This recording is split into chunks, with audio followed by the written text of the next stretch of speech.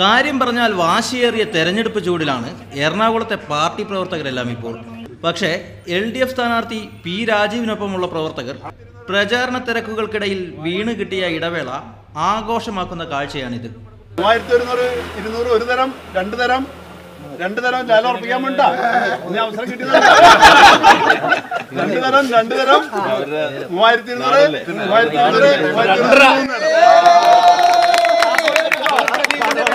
സംഗതി ഇതാണ്. വാഹന പര്യടനത്തിനിടയിൽ സ്ഥാനാർത്ഥിക്ക് പലയിടങ്ങളിൽ നിന്നും ഉപഹാരമായി കിട്ടിയത് ജൈവ പച്ചക്കറികളും കാർഷിക ഉൽപ്പന്നങ്ങളുമാണ്. പക്ഷെ ഇതെല്ലാം പാവം സ്ഥാനാർത്ഥി എന്ത് ചെയ്യും? അത് ആലോചിച്ചപ്പോൾ കിട്ടിയതാണ് ഈ ലേലം വിളി. അങ്ങനെ സ്ഥാനാർത്ഥി പോലും ആ ലേലം വിളിക്കൊപ്പം കൂടി. പാർട്ടിക്കാർ മാത്രമുള്ള മത്സരമായതിനാലാവാം ബ്രാഞ്ച് സെക്രട്ടറി തന്നെ അതിൽ വിജയിച്ചു.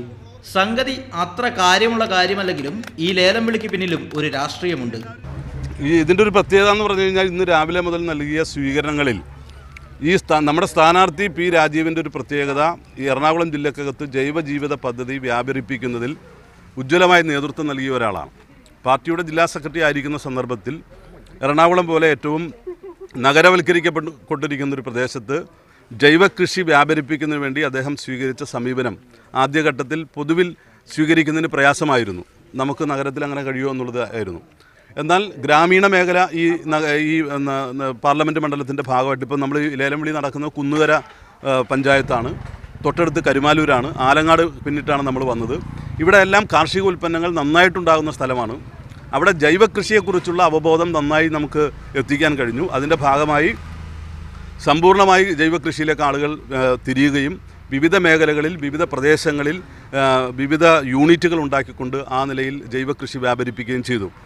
അത്തരമൊരു പ്രചാരണം നൽകിയ ഒരാൾ തന്നെ സ്ഥാനാർത്ഥിയായിട്ട് എത്തിയപ്പോൾ ഇന്ന് എല്ലാ മേഖലയിലും ജൈവ ഉൽപ്പന്നങ്ങൾ ലഭിച്ചുകൊണ്ടുള്ള സ്വീകരണമായിരുന്നു. നിങ്ങൾക്ക് ഈ സ്വീകരണം ലഭിച്ച ഓരോ സംഗതികളും കണ്ടു കഴിഞ്ഞാൽ അറിയാൻ കഴിയും.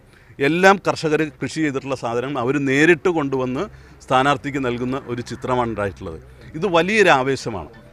ഒരു നിർദ്ദേശം, ഒരു തീരുമാനം, ഒരു ആശയം ജനങ്ങളിലേക്ക് എങ്ങനെ പ്രതിഫലിപ്പിക്കാം, അവരിലേക്ക് എങ്ങനെ എത്തിക്കാം, അവരെ കൊണ്ട് എങ്ങനെ ചെയ്യിക്കാം എന്ന് തെളിഞ്ഞിട്ടുള്ള ഒരു സ്ഥാനാർത്ഥിയാണ് നമ്മുടെ സ്ഥാനാർത്ഥി.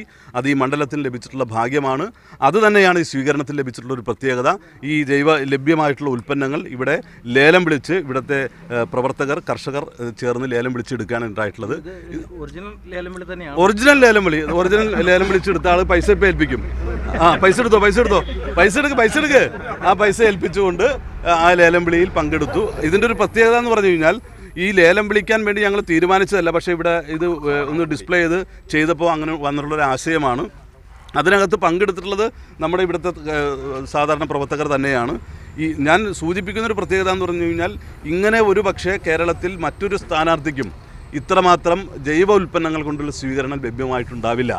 അത് രാജീവ് ഉയർത്തിപ്പിടിക്കുന്ന അദ്ദേഹത്തിൻ്റെ സംഘടനാ പ്രവർത്തനത്തിനിടയിൽ അദ്ദേഹം സ്വീകരിച്ച ഒരു തീരുമാനത്തിൻ്റെ ഭാഗമായി ലഭിച്ചിട്ടുള്ള ഒരു അംഗീകാരം കൂടിയായിട്ടാണ് ഞങ്ങൾ കാണുന്നത്. ഒടുവിൽ ലേലം വിളി പൂർത്തിയാക്കി ബ്രാഞ്ച് സെക്രട്ടറി പച്ചക്കറികളെല്ലാം സ്വന്തമാക്കി. പക്ഷേ അപ്പോഴേക്കും സ്ഥാനാർത്ഥി റെഡി. വാഹന പര്യടനം പുനരാരംഭിക്കുകയാണ്. പിന്നെയെല്ലാം ഷടപടേ എന്നായിരുന്നു. വാശിയും തമാശയുമെല്ലാം അവിടെ തീർന്നു. പാർട്ടി പ്രവർത്തകർ വീണ്ടും തെരഞ്ഞെടുപ്പ് ചൂടിലേക്ക്, പ്രചാരണ തിരക്കുകളിലേക്ക്.